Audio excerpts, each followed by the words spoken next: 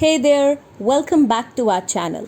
Today, we've got something incredibly fascinating to delve into. The 2023 Digital Personal Data Protection Bill presented by the Ministry of Electronics and IT and how the bill transformed into law. This bill aims to strike that perfect balance between safeguarding your personal data and allowing its lawful usage. So let's dive straight into the captivating specifics. Firstly, let's unravel the chronology of the Personal Data Protection Bill. Originating in 2018, it captured the legislative attention in 2019 and underwent meticulous scrutiny by a joint parliamentary committee for a span of 2 years. The outcome? A comprehensive report and a refined PDP bill presented in December 2021. However, in 2022, the government opted to withdraw the PDP bill, citing concerns regarding compliance. Stepping onto the stage in its place was the Digital Personal Data Protection Bill, introduced shortly thereafter. Following meticulous deliberation, the cabinet granted its approval in July, paving the way for its introduction during the ongoing monsoon session. President Draupadi Murmu on August 12 gave assent to the Digital Personal Data Protection Act.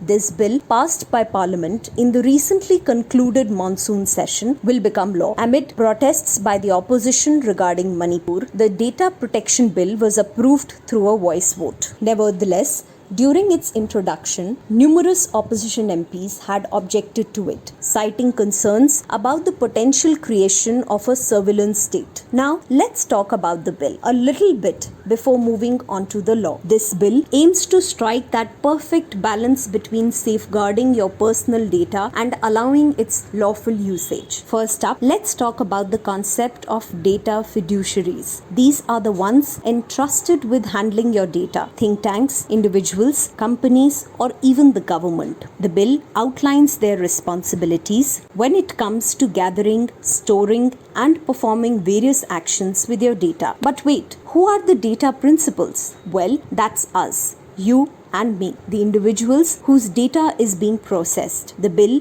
doesn't leave us in the dark either. It clearly outlines the rights and responsibilities we hold. And guess what? There's a penalty system in place for any hiccups. Now, here's where it gets intriguing: the guiding principles. There are 7 key principles that form the foundation of the entire bill. These include consent, transparency, specific data usage, accuracy, security, and only retaining data for as long as it's necessary. Also, this bill is like that friendly neighbor who explains everything in simple terms. It's designed to be easy to grasp, and it even throws in visuals to assist us. Plus, it's all about equality, using she instead of he in parliamentary language to acknowledge women's representation. Now, let's delve into what's in it for us: the rights. We have the right to know what's happening with our data, the power to rectify or delete incorrect information, and the freedom to raise concerns if something seems off. Oh, and guess what? You can even appoint a data guardian if you wish. And if, unfortunately, our data rights are violated, no worries. There's a way to communicate with data fiduciary initially. If that doesn't resolve matters, you can escalate it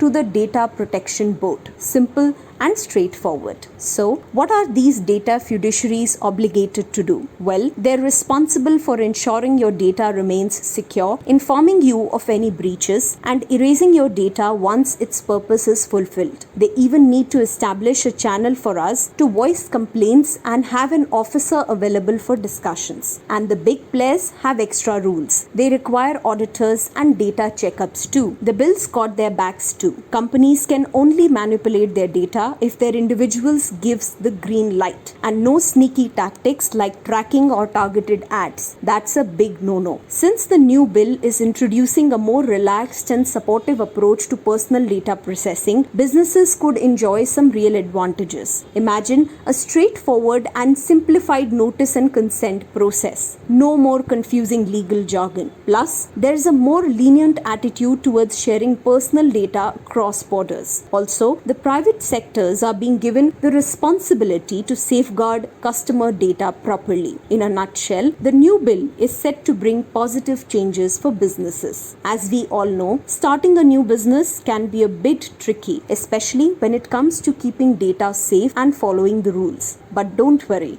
there's good news. Even though it might be tough at the beginning, things will get better in the long run. Dr. Sanjay Katkar, who's in charge of Quick Heal and Seek Right, explains that big companies already know how to follow the rules, but small and medium-sized businesses might have a harder time. This situation creates an opportunity for companies that specialize in keeping things secure to help businesses like yours follow the data protection rules. Now, here's something interesting. If your startup collects data for research or new technology, you get some extra protection. This is especially great for companies that focus on technology and protecting their ideas. It's like having a shield to keep your secrets safe from leaks or sneaky spying. Just make sure you have permission from your employees to use their data for this purpose. If your startup is worried about the costs of data protection, don't fret. Akshay Garkale from Grant Thornton, Bharat, has a suggestion. He thinks it's a good idea to set up a strong system to manage data. This might cost a bit in the beginning, but it's like planting seeds for your business future success. It also helps people trust your business more because they know their information is in safe hands. In short, even though dealing with data protection might seem tough for startups, it's worth it. By following the rules, setting up good data management, and protecting your secrets, you're on your way to a successful, trustworthy business. Alright, let's talk about the exceptions. There are certain scenarios where the rules don't apply.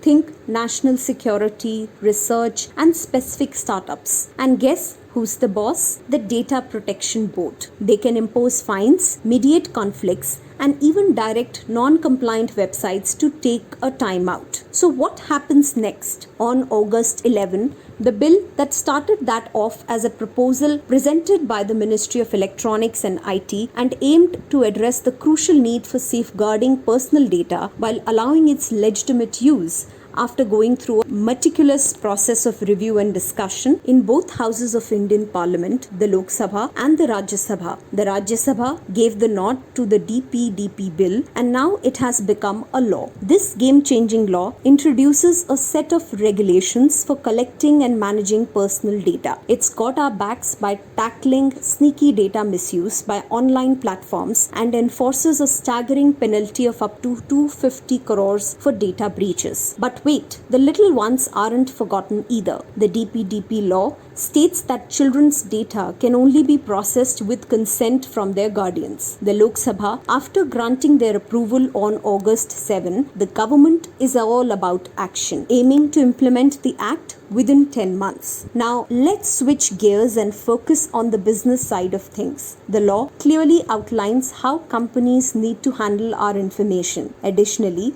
it empowers the government to gather information from companies and even shut down content with advice from a data protection board, all backed by the union government. And yes, we are treated like VIPs too. We have the right to correct our data if things go awry. According to the Times of India, diverse expert perspectives on India's data protection bill range from welcoming potential penalties for non-compliance and global applicability to acknowledging challenges in regulating rapidly advancing technology. While some stress clarity through alignment with sector-specific regulations, concerns persist about compliance costs and awareness gaps. Experts emphasize business investments in updated systems, praising the bill's balance between user rights and innovation. Yet, worries arise over aspects like age restrictions and Right to Information Act amendments, which could pose enforcement challenges, offering a comprehensive overview of the bill's impact on India's data protection landscape.